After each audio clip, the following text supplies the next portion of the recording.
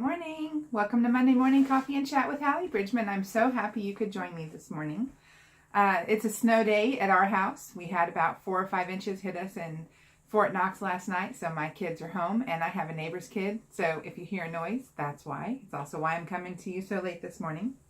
So today's questions that I'm answering are all about covers, and so I had several questions about covers, and I'm just going to address like as I remember them. So one of the questions was, do I get to pick the models of my covers?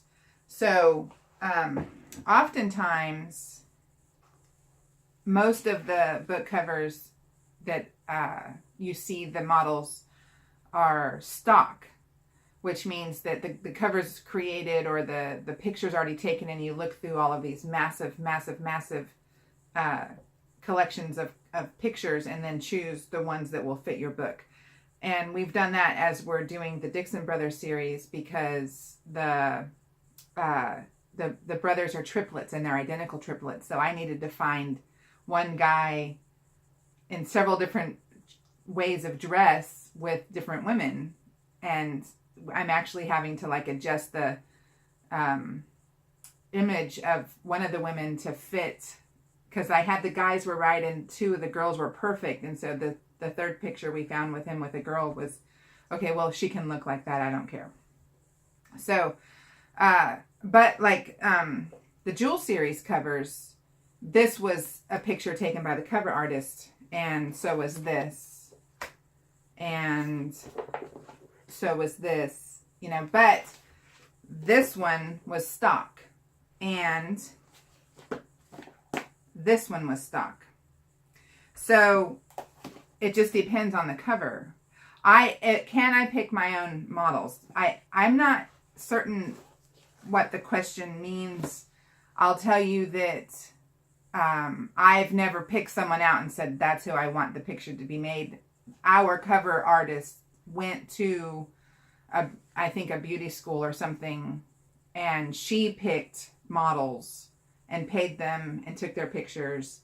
I've never done that, but I have a friend whose daughter is a model, and she said, oh, she really wants to be on one of your book covers, and that's fine with me. As soon as I have a book cover that requires a beautiful blonde woman, then I'll use her daughter.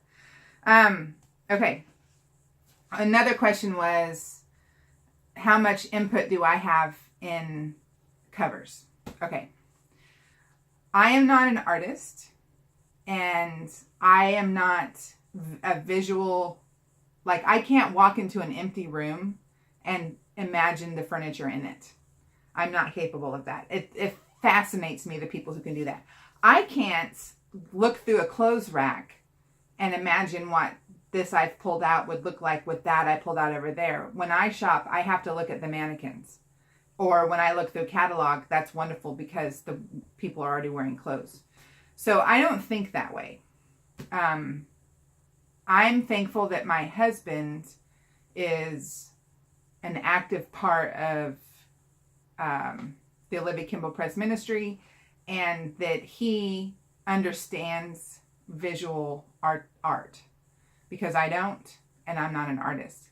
I will tell you that the original Jewel series covers, which were these style, the first one, Sapphire Eyes, I don't have a copy of, but I had always imagined this silhouette of a woman with a necklace on above the silhouette of people as my cover for Sapphire Eyes.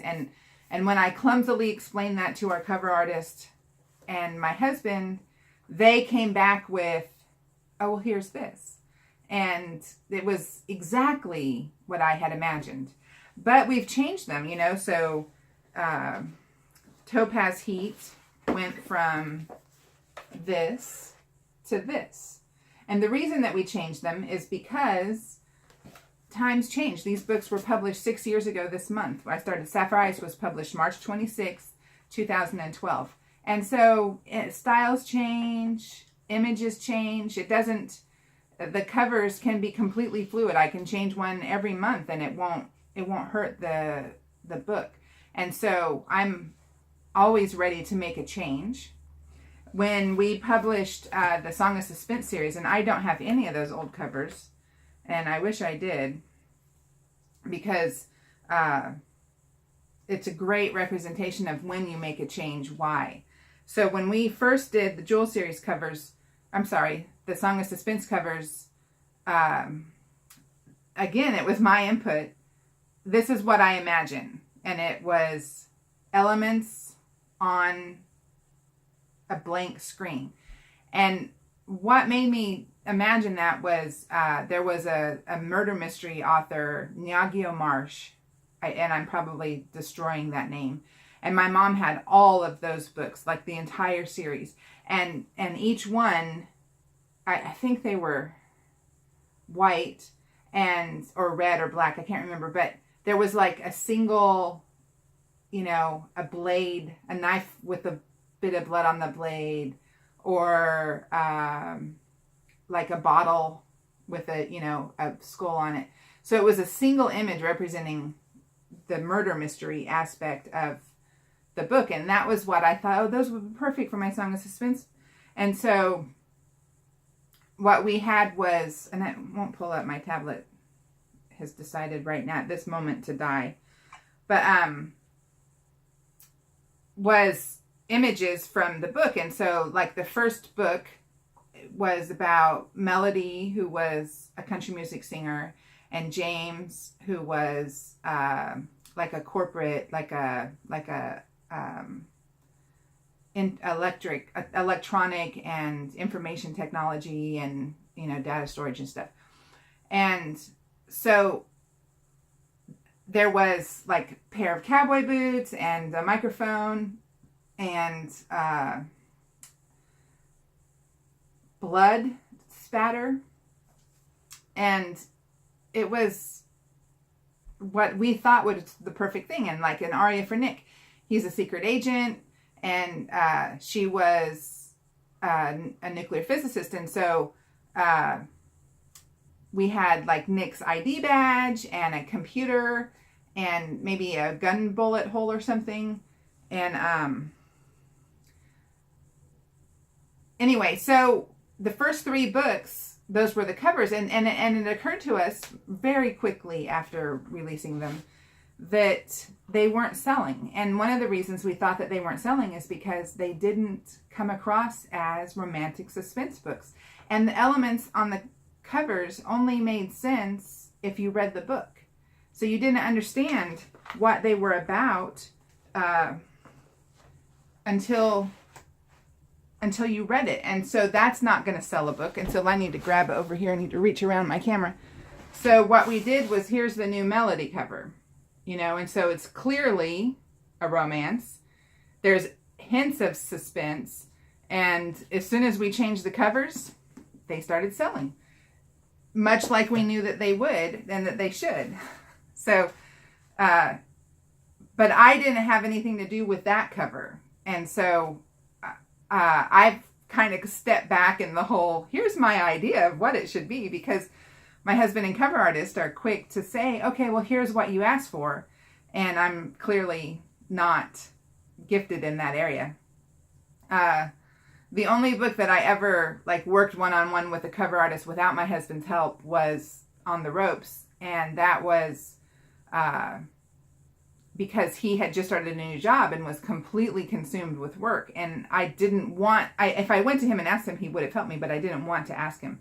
And so I went to the cover artist, and what I did was I sent her, I looked through Christian romantic suspense on Amazon and linked her to every single cover that I was like, ooh, I like that one. Ooh, I like that one. Ooh, I like that one. And I probably sent her 50 covers. And so she took those and came back with what she gave me, which was incredibly brilliant. And I loved it so much. And I just didn't have to do any work with that at all. And so that's what I do with her now, is I say, here's the genre. Here's all the covers in that genre that I like. And then I send them all to her. And then she and Greg work together. And then they come to me and say, here's what we came up with. I'm like, oh, every time. Oh, that's perfect. So, all right, let me think of what another. So there was questions about, there were so many similar questions. So there was, do I have input? Yes, but I shouldn't. Pick my model. Changing covers. I talked about that. Okay, so I think I covered the cover questions. And I have friends who do covers, and they're brilliant. They write and do covers. Immediately coming to mind is Victoria Vane, who did A Melody for James for me, and all 4 of the Song of Suspense series. And she is so talented. And so she has a website, and I would tell you the wrong one if I tried to say it out loud. And so on the side, she does covers and writes amazing romance novels. And so there's people who have a gift to do both, and they make their own covers, and I think that would be a lot of fun, because I would be tempted to change them like regularly. But I'm not, and I'm just not that way. In fact, when I'm dressing my characters, I can't even imagine their clothes in my head. I can, obviously, but not to the perfection of describing them so that my reader can see them too. I actually have to go and find those Pinterest things. I don't know if it's Pinterest specifically, but the fashion things where it's like no one's wearing them, but they're all put together as if they were on like an invisible person, and like with the bags and the shoes. Those are like my lifeline when I'm writing. I love those things. And so like on Google Plus, I follow all these different fashion people so that I can scroll through my Google and dress my characters. So it's just the way my brain works. So thank you for all those questions. That was like 5 or 6 people asked several questions about covers, and they all were very similar. And I hope you have a wonderful Monday. I'm about to take my kids sledding, and I will see you here next week. God bless you. Have a great week.